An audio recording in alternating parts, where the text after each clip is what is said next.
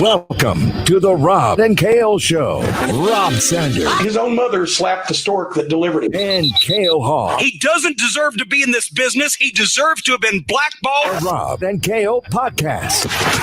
And welcome in to the latest edition of the Rob and Kale Show. A little bit of a nice little opener there with our buddy Jim Cornette. Hello, Jim. Welcome to the show, Jackpot. How are you, my friend? I'm doing pretty well tonight. I'm doing pretty well. As we were talking about the Clemson basketball game earlier, I couldn't find it. I'm mad. I'm a little bit perturbed. I couldn't find it, and on my betnow.edu whatever it is account, I like to just sprinkle stuff on the money line on games of interest for me. Sometimes I think I might be able to make a little money, and I won't ever, lay a whole ton of money down or anything. But tonight I just sprinkled $20 on the money line. $20, and if this one came in, I would have won myself $150 as I took on the money line the Valparaiso Crusaders. Valpo, okay. To win straight up, yes, against the Loyola of Chicago Ramblers. And they were 11.5-point underdogs. Yeah. Okay. Well, what happened? And well, I came close, but Valparaiso dropped a close one to Loyola by a score of 75-39.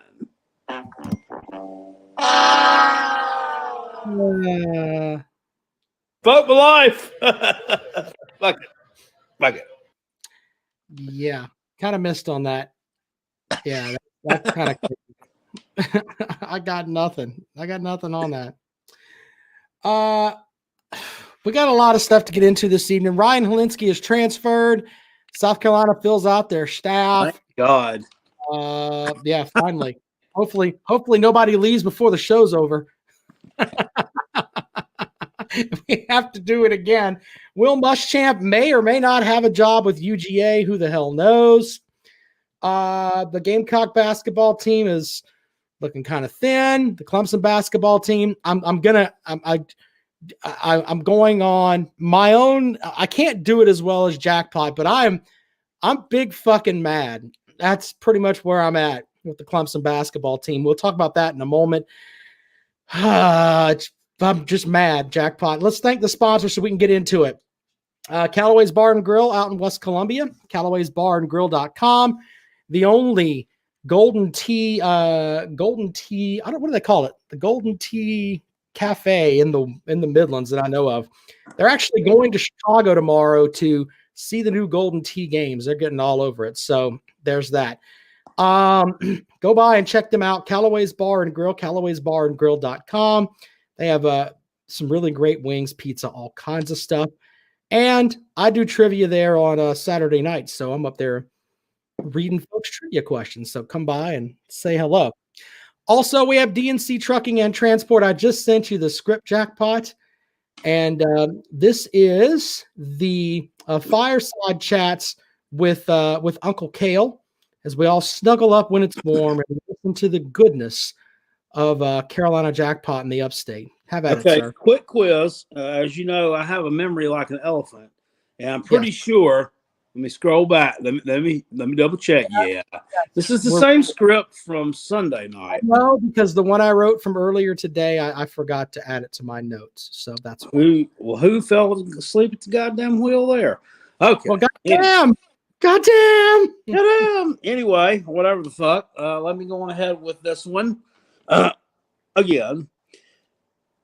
It sucks to be a Gamecock. The two new coordinators for South Carolina make a combined total of $1.8 million a year. Clemson pays Brent Venables $2.6 million a year. It is obvious We are a low-rent government cheese program that can't afford elite assistants. Brad Scott took us to our first bowl game win. We treat him with shame. He should have a banner in our stadium noting this great win. We have plenty of space in our ghetto stadium. It sucks to be a Gamecock. Go Tigers. That message courtesy. What the hell was that? You're looking back and forth. Well, because I read it the other night, I was trying to read it from memory. Ah. I did pretty good with it. I mean, Pretty good. I only had to look at it about 5 times. We enjoy this this segment of the show with fireside chats with Uncle Jackpot. All right, so let's get into it. You want to do? You want to talk about Tennessee? You want to go with that first, then we'll get into hoops. Maybe I'll calm down a little bit with the McDonald's bags. What a shithole Tennessee has turned into. I mean, with you and I growing up, we're close to the same age. You would be the older big brother that I never wanted, but please but when we were growing up, Tennessee was outstanding. Now Tennessee is an absolute shithole. I mean, what a shithole of a program. Yeah, they were. They had your national championship run there in '98, or was it '98? '97. That the late '90s, I think, was the heyday.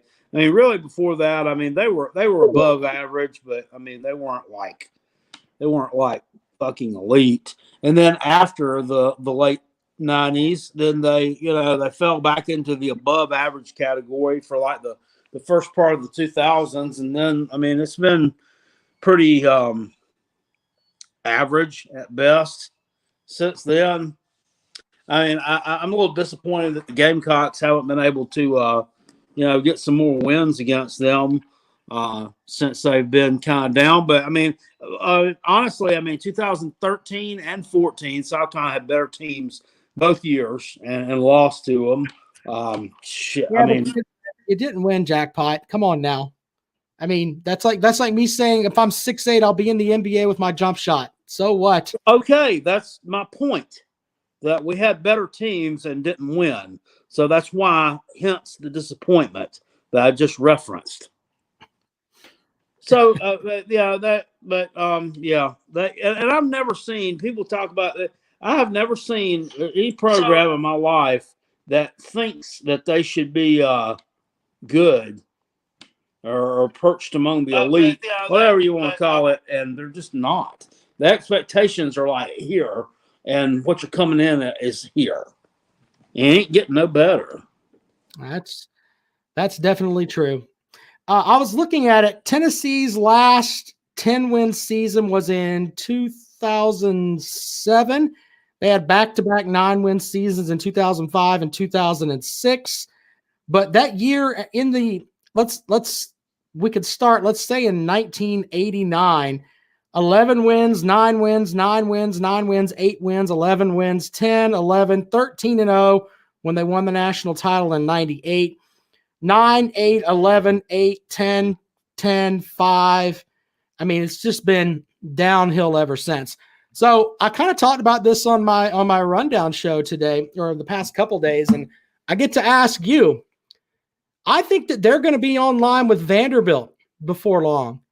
I mean, I really believe that. I think they are the worst program right now in the SEC. The only thing that keeps Vanderbilt from being there is academics. But as far as being a fully funded program, they are the worst in the conference. Would you agree with that? Yeah, I would. And anybody who wants to sit there and tell me, well, South Carolina got a bigger, South Carolina got a bigger dumpster fire because you're 88th in recruiting. Let's see where that recruiting class at Tennessee ends up when all is said and done with all the decommitments. At least we have a coach. We have a fully functional staff. We have a clean program. We need to add some depth.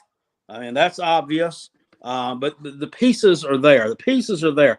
Goddamn, if you didn't listen to that press conference from that strength coach yesterday, and he just made me want to go eat some fucking nails, man. Run through a damn brick wall. I mean, the motherfucker brings a new energy. I like it. And all these guys, man, they just, damn. I'm just excited. It's guarded optimism, but I'm excited. I like it. Hey, man, and being someone that's on the other side of the fence, you guys, and I'm not saying that. Oh shit, Jackpot's dog's losing it. Ziggy tails. Anyway, and I'm not saying this in a mocking manner, but this is the best that I've seen South Carolina on the perception of the program out to the public in years. I mean, the stuff they put out with the strength coach, Shane Beamer, every press conference he does, he looks like he's just energetic and over the top and ready for damn August to get here, because in his mind, it's we're going to go whip some ass. That's just the vibe that you get from him.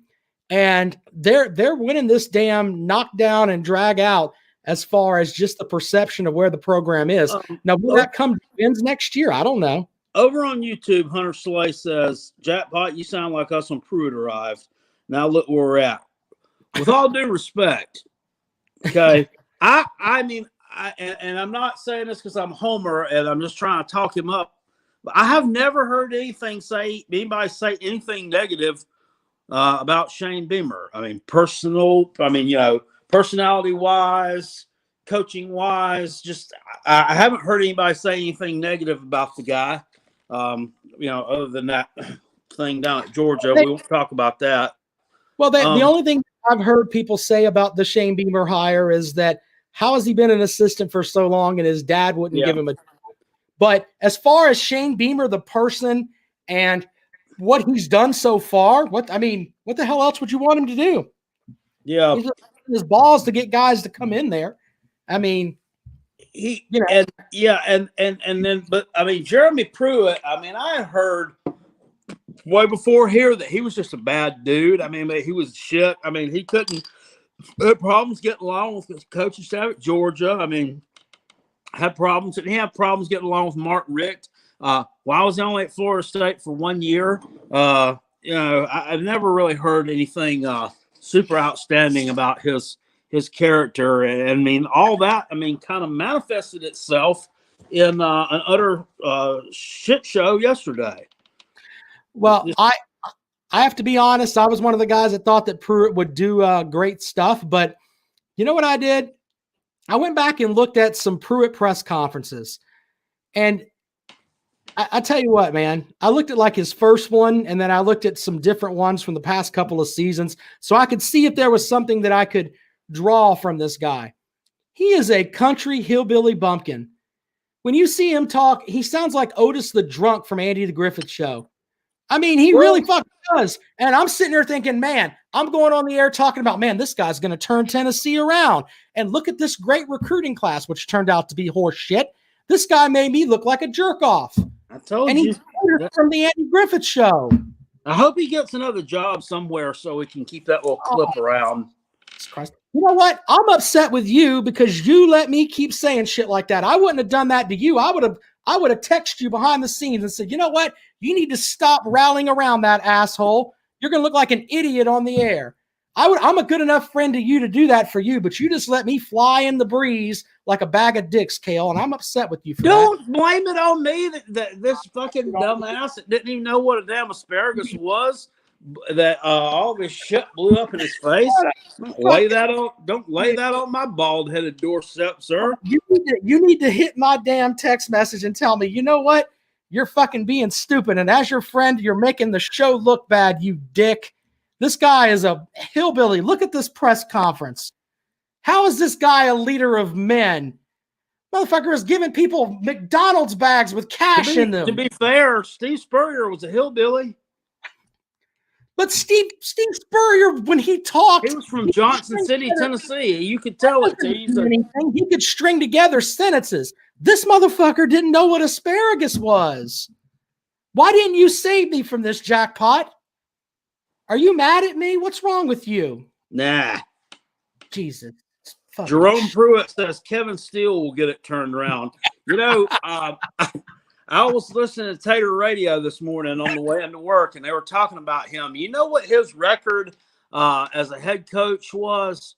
I think he's 11 games under 500 or something like that. No, it was like 9-35. His conference record was like 1-31. They said if he wins 30 conference games in a row, he'll be 500.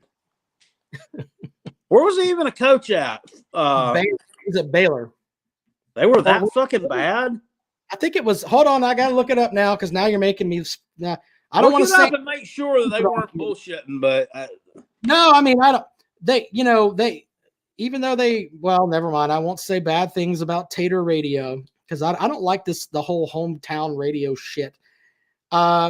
He was. Let's see here. Head coaching record 9-37. Here you go. The head coaching record. He was at Baylor. Yeah, he was 1-10, 2-9, 3-8, and 3-9, and 0-1 at Auburn. What years was he the head man at Baylor? Because I don't remember this. No, of course not. 99 to 2002. He was at Baylor. Yeah. So that would have been after Grant Taff or Teef or however you say that. He was the coach there for a long time. So that would have been after Mr. Grant. I mean, these are Will Muschamp. These are worse than Will Muschamp numbers. He was at Baylor. Oh, that's terrible. That's like Kansas State before Bill Snyder numbers. Yeah, that's pretty. That's like 1980s Northwestern numbers. Yeah. Well, anyway, so there's that at Tennessee. That's like 98, 99 Gamecock numbers. Well, no, it's like Kansas numbers. Wow. That's like Vanderbilt numbers. Any other numbers you want to throw out there?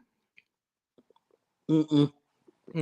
Yeah. Let's just say he was shitty there, but he's going to rescue the Tennessee program. By the way, who wants that fucking shit job? I mean, I don't know. One of the things that I found hilarious, I was just looking over, just like reading stuff about it or whatever, and who they might go after. First of all, and I mentioned this on the video yesterday, Jason Witten. Yeah. What the fuck? What has he ever coached? Nothing. Well, isn't he active on the NFL roster right now? I mean, the other name was Jeff Fisher. Remember Jeff Fisher, coach with the Rams? Well, Uncle Lou. Uncle Lou was talking about that the first day it came out. He said Jeff Fisher has last been a head coach about 7 or 8 years ago, and his last experience in college was when he played there 40 years ago for Southern Cal. That was his last experience with college football. Yeah. It's like they were talking about John Gruden going there. His last experience with college football was like 30-something years ago.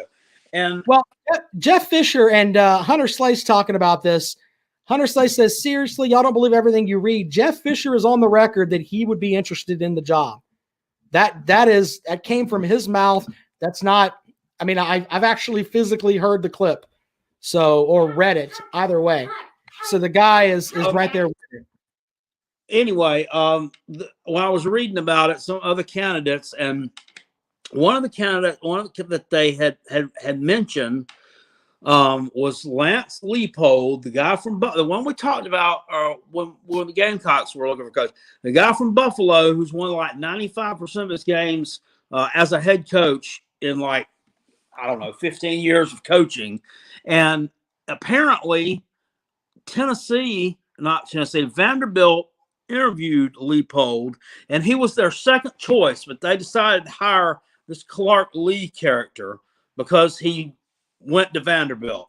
Okay, well, he's a defensive coordinator by trade, and you want to get away from the defensive-minded people there at Vanderbilt and get with the offensive-minded guys. So what do? They turn around and hire Derek Mason again after they fired Derek Mason. But anyway, Leipold was like their second choice, I guess. They didn't hire him. So it said something about would the Vols stoop so low as to go after someone who Vanderbilt turned down for the job. Are you fucking kidding me at this point? What was it on the 247 site? It was like They have 51 violations, either level 1 or level 2. They're going to be their best bet is just to hope someone wants to come there. I mean, at this juncture, I mean, it is that bad at Tennessee right now. And I honestly think that they're the worst program in the SEC. Okay. Vol Nation News GBO says still going to beat South Carolina ass this year. Okay. I'm going to bet you right now. I'm going to throw it out there right now. I'm going to bet you $100 right now that y'all don't beat South Carolina this year. That South Carolina takes your ass down in Knoxville. So when I'm right, in 8 months, 9 months, whatever it is, I'll be here and I'm going to screenshot this right now. And your ass better pay up. Make sure he's in. If you believe that much in it, I mean, my phone is literally I've had 5 or 6 notifications about, Tennessee players transferring. I mean, you're out of your mind to take that bet. You don't know what the hell you're going to have on the field. You I mean, seriously.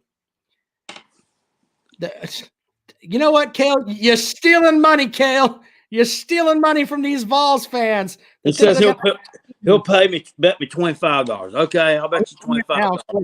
Let me go read screenshot. Ah, shit. I already tweeted at Henry Tu'o that he needs to come to Columbia because he already knows where the end zone is here. You're tweeting at players now, Cale? Well, he put it up that he appreciated this to a university, so why not? I guess we will allow it. Why not? I said, come to Columbia. You already know where the end zone is. Who's that? Their other running back. He's Eric Gray and Ty Chandler are both gone. Ty Chandler transferred to UNC. Eric Gray's in the protocol right now. Henry Toto is in the protocol. What's the other? It's basically a flea market from a failure program. Varys Crouch is in the protocol. He's from Charlotte. That guy could end up at South Carolina. I know the Gamecocks recruited him. Let me put this out there. The Gamecocks don't need Eric Gray. No, they don't need him. But either one, Crouch or the other linebacker would be nice to have. We need some more depth. That linebacker core shit. There's the wide receiver too. They had that transferred that went into the portal. He was a commit that was going there. So we were talking about that earlier today too. Jalen Hyatt. Jalen Hyatt. Yeah, that's another one. Shane Beamer should get one of those extended stays in Knoxville down there near the stadium and just start pulling them in. Come on down. We got plenty of room for you at South Carolina because a lot of our shithole players decided to leave. We've got a new coaching staff. We got rid of the shitholes that were here that were killing the program. So take off that nasty Tennessee orange and get your shit together and you can come play here. And by the way, we play Tennessee, so you can kick them in the mouth. Why not? I read he's in the portal, though, of All Nation. I could be wrong, but there you go with that. So, I'll if I'm wrong, correct me. But if he does go in the portal, he needs to. There's a spot in Columbia for him because the Gamecocks need help at wide receiver really bad. So bad they might let Jackpot try out. Get your ass out there and catch some balls. Does it not get to a point at some point in time where some of these guys just leave because their buddies are all fucking gone? I mean, it's really get to that point. Well, Pine Saw Lemon Scent. We can take this question really quick here. What's he say? He says, which games do the Gamecocks have a real chance at winning next season? That's good, too. Also, thanks for the super chat to Bluegrass Sports Media. Jackpot, I'll bet you on the Kentucky game next year. $100 just for you, and I'll send it now. I trust you. So with, he thank you for the super chat, sir. You're going to take $100 on the Kentucky game. Kale fucked it before the end of the show. I'll bet you $50 on that one, but I'm not going to take your money right now. Don't do that. So 50 on Kentucky and 25 on Tennessee. Is that where you're? Yeah. Okay. Well, let's answer. I feel confident about both those. All right. Well, and and I'm the one that leans to the other side, but we could do this all over and over and over again. But the projected schedule for next season for the South Carolina Gamecocks looks like this. And Ponsall asks the games that we think they can win next year. Because last year was a COVID year. And this coming year, guess what? This fucking year is a COVID year. I get so sick and tired of hearing that phrase. It's a COVID year. Every year from here on until the foreseeable future is going to be a COVID year because of the lingering effects of the virus on 2020. It's going to have a ripple down effect for many years to come. So they're all going to be goddamn COVID years. Stop saying that 2020 was a COVID year as if there were more than one. Yeah, but you also have the Muschamp stench that you have to get off this program because remember, he was there. That's like having COVID times 10. So if we're being honest, we have to think about that too. Anyway, for South Carolina's schedule next season, it looks like you've got Eastern Illinois. I think we give you the win over Eastern Illinois. Are you confident going to East Carolina? Wide by them. All right. Well, are you confident with going to East Carolina? I think we could probably pull it out in the fourth quarter. Okay. Troy, you confident with that game? Yeah, I think they're on a downward spiral. All right. Clemson, you're not winning that game. I don't know about that, but anyway, okay. 3-1. At Georgia, confident in that game? Stop. What? Who? At Georgia. No. Okay, so that's 3-2. At Mizzou, that's a toss-up game. Probably a loss. I don't know what I don't know how they're going to look. They've got Dazzlestack back. The Dazzlestack's back. It's going to see who's he throwing the ball to. South Carolina should have beaten them this past year. That was the first game after Muschamp, and they just looked lost. But Missouri looked lost.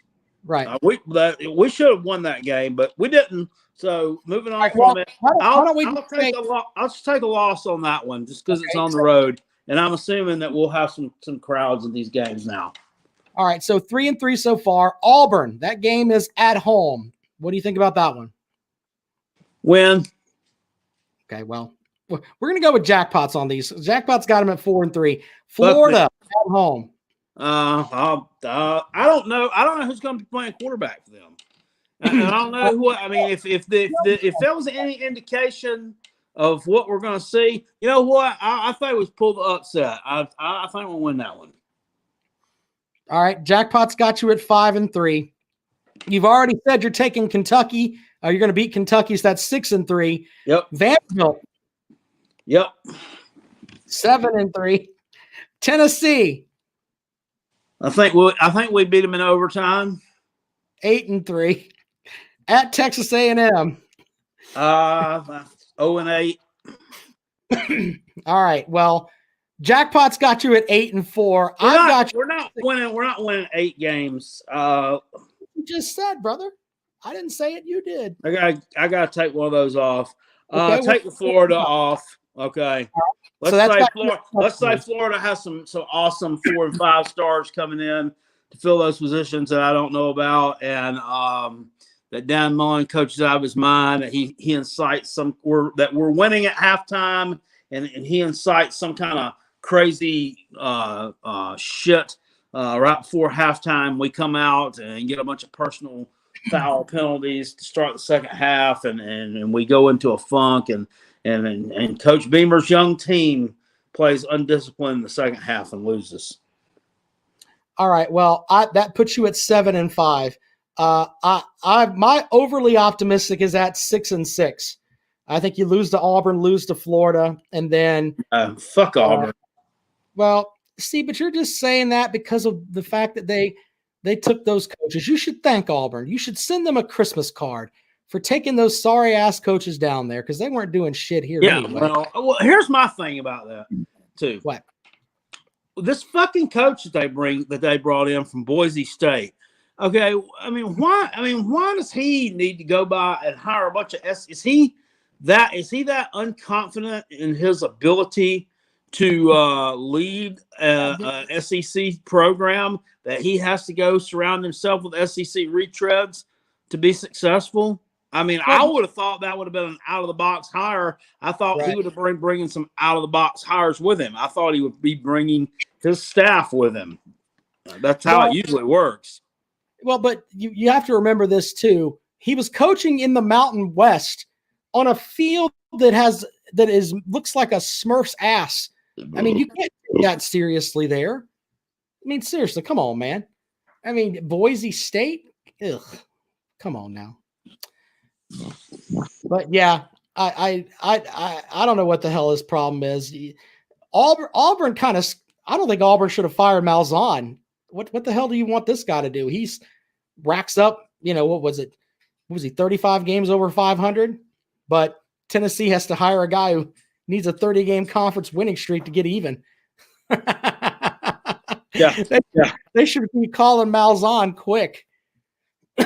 So, all right, well, let's talk. Beggin' Megan says you've lost your damn mind, crackpot. You won't win 5 games this year, guaranteed. All right. Well, screenshot that one too, so we can come back to it.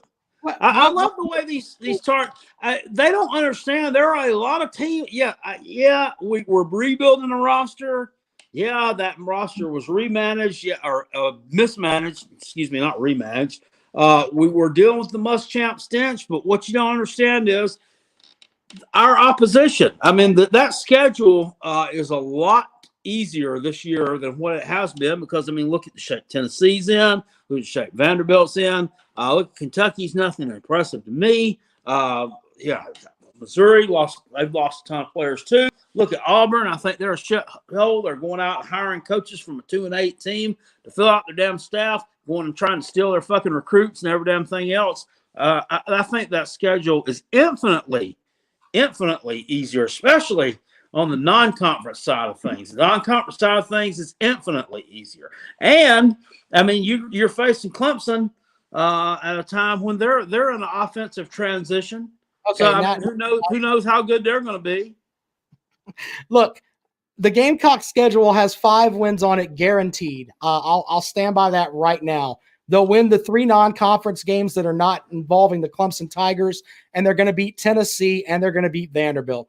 They're going to have 5 wins next year. I'm telling you that on January the 20th. And I don't give a shit who plays quarterback, whatever. They will ride Kevin Harris to 5 wins next year regardless, because everybody on that team has a chip on their shoulder, and they want to get rid of that Muschamp stench.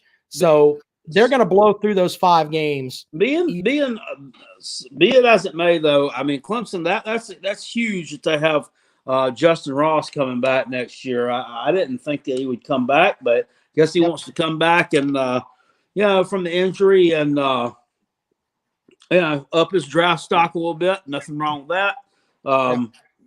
So that gives Ukulele somebody to throw the ball to that's dependable.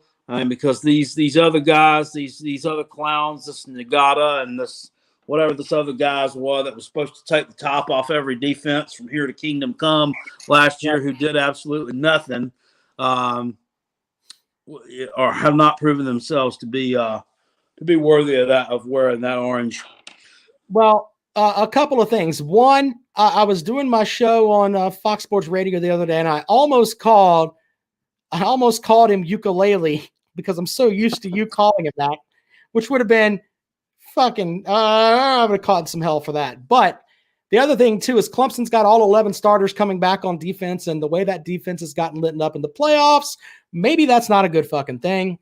Side note, Xavier Thomas, what a disaster he's been. I was sitting there thinking, maybe this guy won't come back because he's been a distraction. He ends up in Dabo Sweeney's doghouse. He's in there playing damn finger puppets with Darion Kendrick, who's supposed to be an all-world player, and they both end up looking like jerk-offs. But they'll be out there the first game of the season. So we SEC dog, but you know what? JT Daniels may have a fucking field day the first game of the year. That may happen. I think having I think getting Xavier Thomas back is huge as well. No, I wouldn't let Xavier Thomas walk my dogs.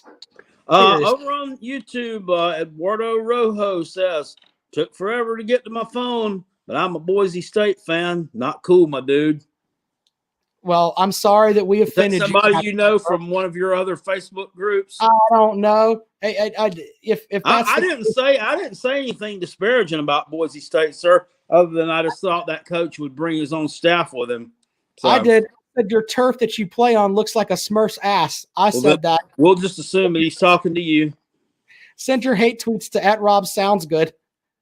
I don't have a problem with that. Your turf does look like a Smurf's ass. So, sorry. Looks like a Smurf's front, too. Yeah, exactly. All right. Will Muschamp, by the way, let's get into this quickly before we get out of here. Will Muschamp was apparently there was a report that he had his own parking spot at Georgia and everything else. There's been no official announcement that he's going to be hired, but we're just told that he is visiting. That was the second report that we've gotten out there, is that he's just visiting, but he can go wherever the hell he wants to go on as far as the football complex, and apparently has his own parking spot. Yeah. Your thoughts on that, Jackpot, as he still collects money? Yeah. Well, his son plays there, right? Is he still on the team? Yeah. So maybe he's visiting him. I mean, I don't know. How many parents get their own parking spot at the football facility? This is true. Alfred the Savage over on YouTube says, Boise is good. They beat Oklahoma. Yes, they did, sir. Back when John Cena was a rookie in WWE.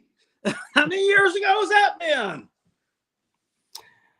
2002? Look at these Tennessee fans running their mouth. Eric says Tennessee is 11-6 versus Clemson all time. Okay. Clemson doesn't play you every year, first of all. And how many people over in the chat room think if Clemson squared off with Tennessee right now, what would happen? Clemson bent them over and stuck one deep inside of them. They made unnatural love to Tennessee the last time they played them, the bowl game. Yeah. I was at that bowl game. Just saying, I'm not taking up for the taters here. Well, you know what? I was at the Tennessee Clemson bowl game, and my wife my wife bought me tickets for that. I think that was the turning point where it's like, oh, time to marry this woman. She done bought me tickets to a bowl game. And I go up there and with my buddy Danny, and we got hammered on peach daiquiris and watched Clemson beat that ass. The Tennessee fans were they were not happy. Not happy at all. That was wasn't that Chad Jasmine who scored a couple of touchdowns that game? Yeah.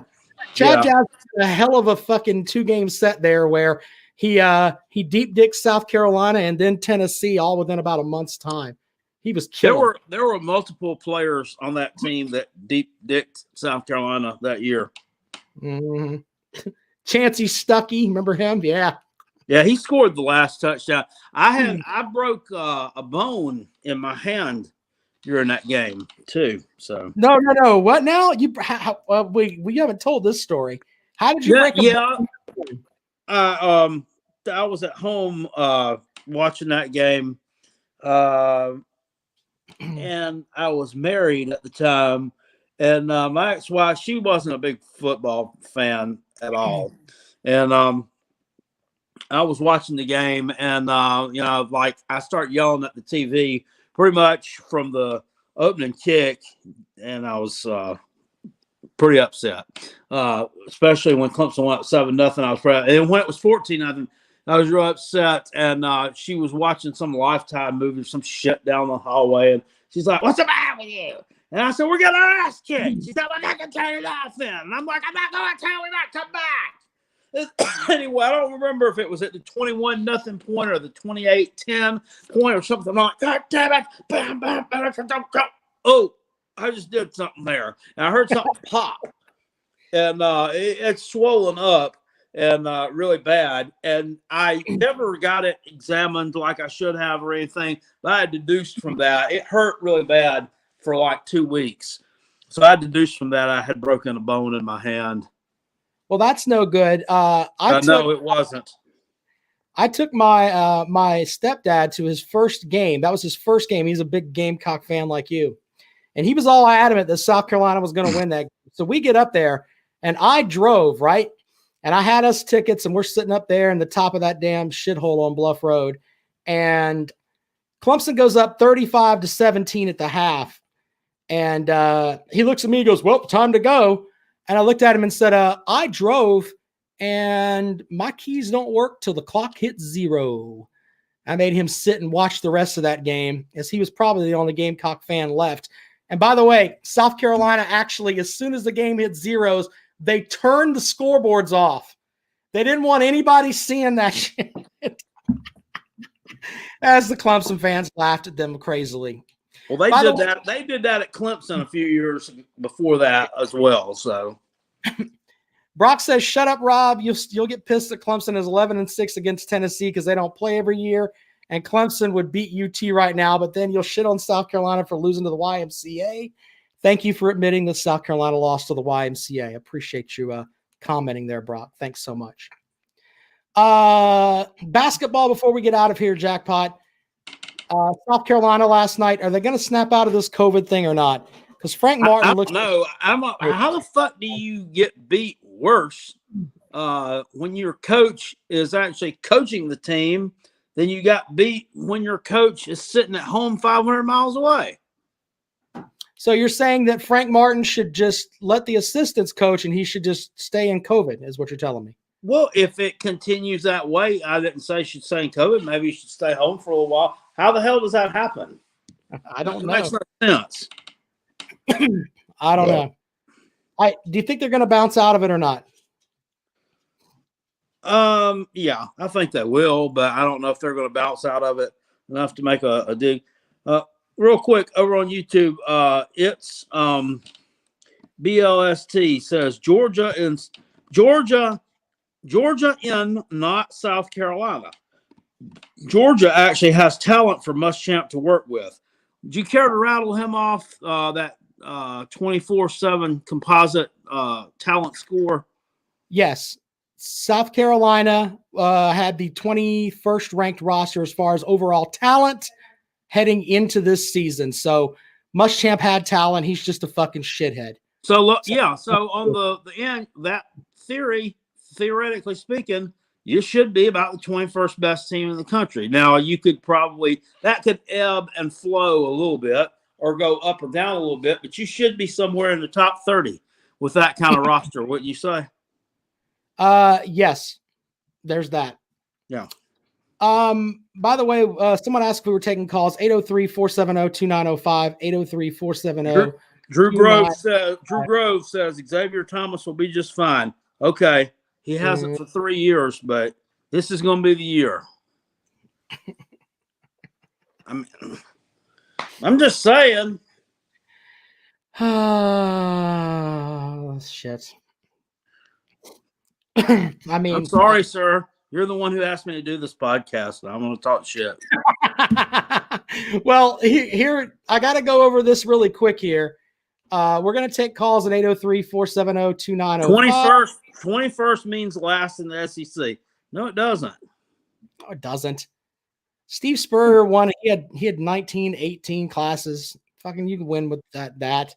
Gus Malzahn was the same way. All right, out to the phones we go. Texas A&M fan.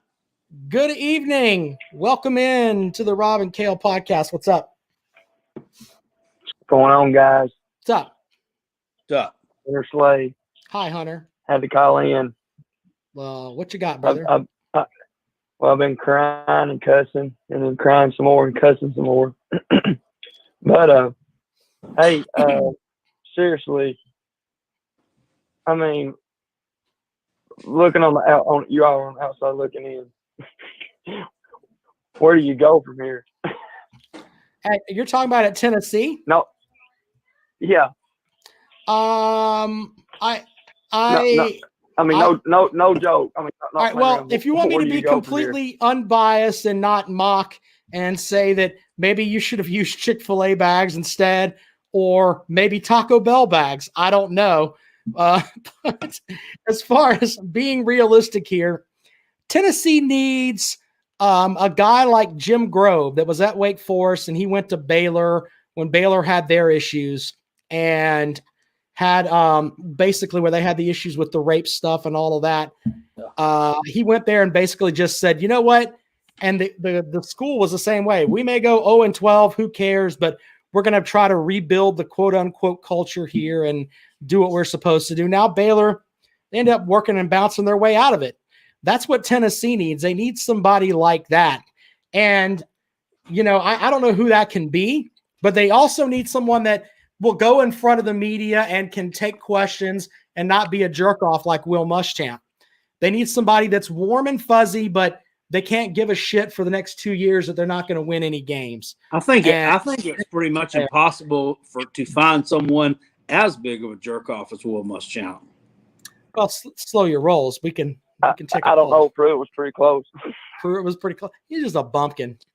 But anyway, but that's he honestly made Tennessee fans look pretty literate.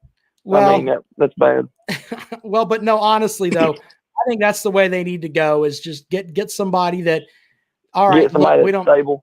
Yeah, get somebody that's stable, that's gonna understand. Hey, you're dealing with this stuff, and tell them, look, we're gonna pay you for 3 years regardless.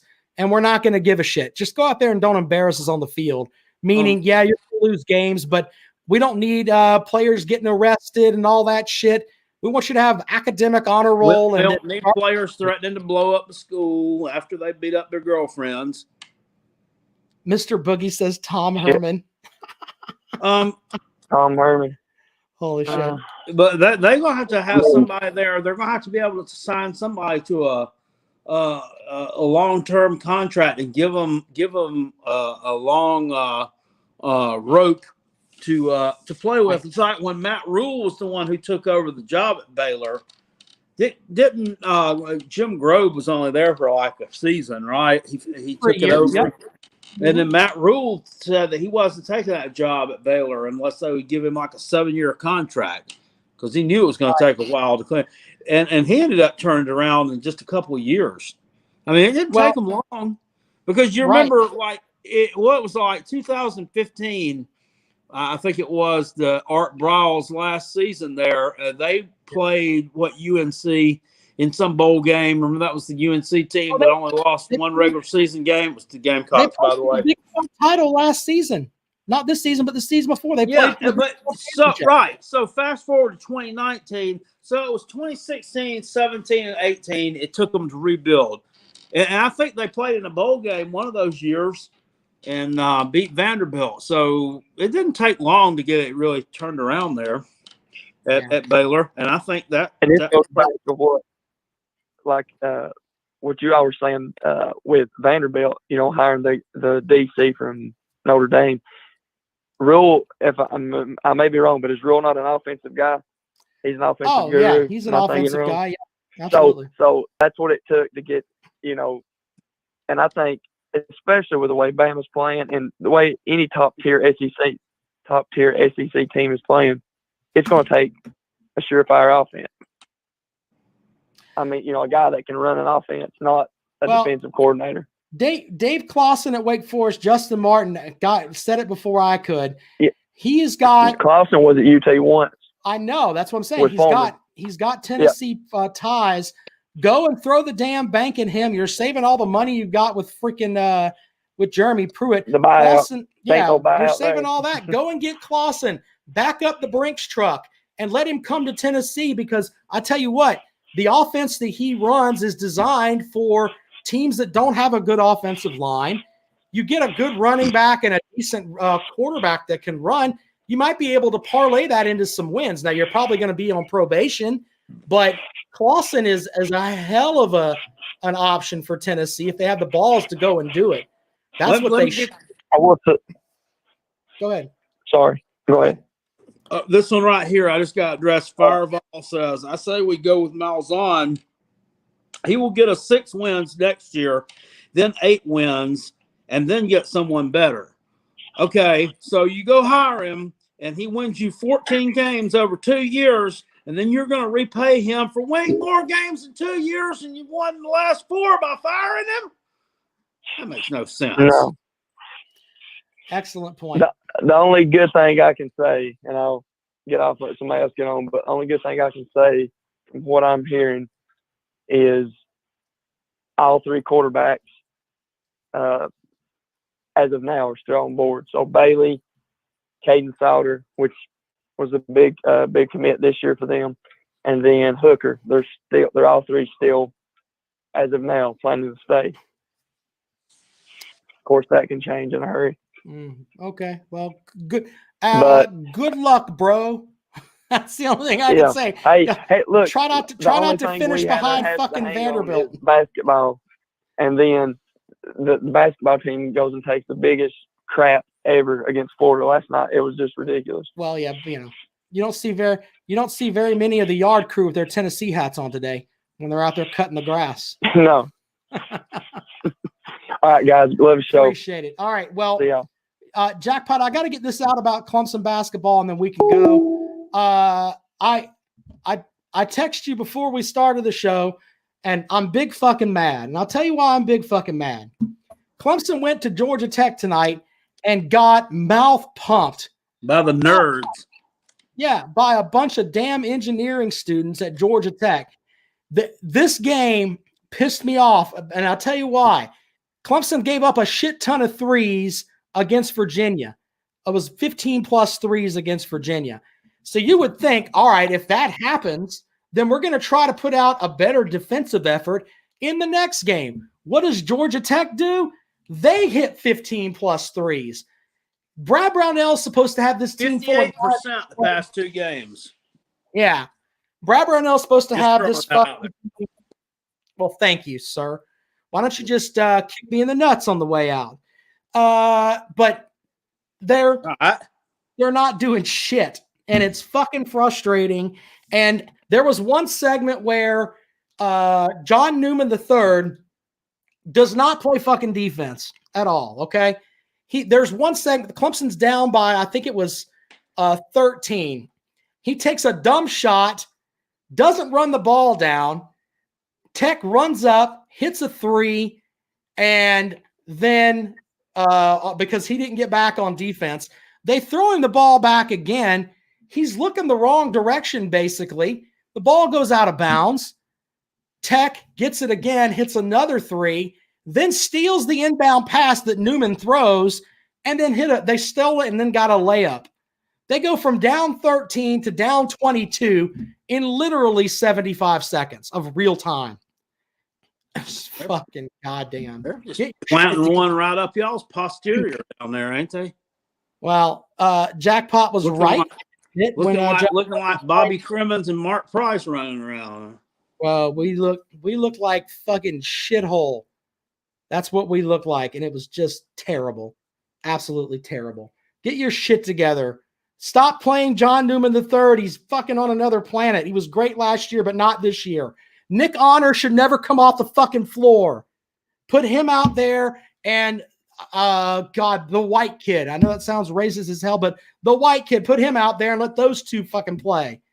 And then leave damn Sims down there in the middle, and then go from there. You can interchange whoever the hell else you want. But my God, having these guys in there don't play any damn defense. It's ridiculous. A fucking shit show. Missing damn layups from fucking, They had one where they went in for a dunk, and he it was just I'm fucking mad, Kale. It's fucking bullshit. I'm tired of it. Hey, I feel you. Fucking shit show. It's depressing. Dabo Sweeney should go to them and say, you know what? You motherfuckers don't get to wear the tiger paw because I keep building that fucking brand up as the tiger paw, and the paw says it all. You fuck sticks don't get to wear the tiger paw, period. You just go out there in blank orange uniforms until you get your shit together and you're not losing to the nerds from Georgia Tech. To be fair, they had a pretty decent record. Fuck them. I mean, it's not like you're losing to Wake Forest or something. I mean, we did that. You probably do that next week, but we got Florida State this Saturday on the road. We've already beat them once this season. We're going to play them in Tallahassee. I don't think you're going to do it again. By 20. They may lose by fucking 20 in that game. They looked real impressive last night. Wow. I saw him play in Louisville. I Pretty don't good. I don't even know where to go with that. It's just fucking shit. Sucks. Jackpot, really quick before we get out of here. NFL picks for this weekend. Real quick, do you like Green Bay or Tampa Bay? Green Bay is a 3.5-point favorite. Which way are you going? I'm not betting against Tom Brady. Sorry.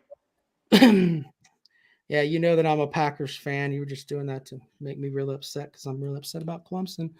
Matt, a little bit perturbed. Use your line on you. All right, I'm going with Green Bay to stomp them, by the way. The next matchup, Buffalo's at Kansas City. Kansas City is a 3-point favorite. Which way are you going on that game, Jackpot? I'll have to go with Kansas City.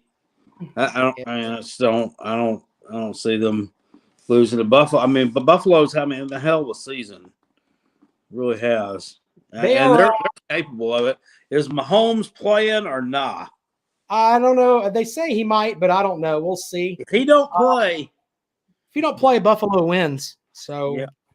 Buffalo, by the way, I think they had that one Hail Mary loss to where DeAndre Hopkins got them. But other than that, they've been lights out. They've been really good. They've been like, if they didn't have that loss, they'd win 13 straight games. That, my friend, is fucking solid. So Drew Grove over on YouTube says Clemson hasn't been good at basketball since Dale Davis was there. Damn, you going back with the old school reference. Old school reference. You're right. They've been okay at some points. Well, we were good when Oliver Purnell was there, and they had Terrence Oakley and all those guys. And then Bradburn, and then they were good when Rick Barnes was there for a cup of coffee. Yeah, but when Purnell was there, he was fine till he decided to fuck the dive coach and had to go to DePaul. I mean, that's what happened there. He'd still be at Clemson. So there's that. How are they doing this year, by the way? DePaul sucks. Fuck. All right, Jackpot. It's been a good show, man. Appreciate it. We'll be back at it on Sunday. Thank you guys for watching. Y'all have a great night. Good evening.